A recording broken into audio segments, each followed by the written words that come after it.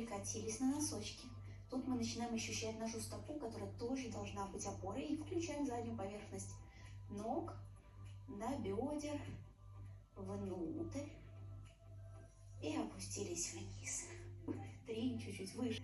3. Горит уже только вверх и вниз. 4. И только чувствуйте, что происходит именно тут движение, что ходим назад. Опять. Если вы чувствуете, тоже где-то в какой-то момент имеет место быть, если вы хотите растянуть макушкой вперед. Еще 2. Пять вместе за ногой. Да, это рычаг, но вы можно вернуться назад и закрыться. Раскрыв и просто хорошо. 5. Не поясница работает, работает. У вас функционально работает. Как же горит. 1. Красота наверх. 4. 3. Вытягиваем ногу на. Но поначалу и не позволяйте верхней части тела. Помашем друг другу и закрываем таз.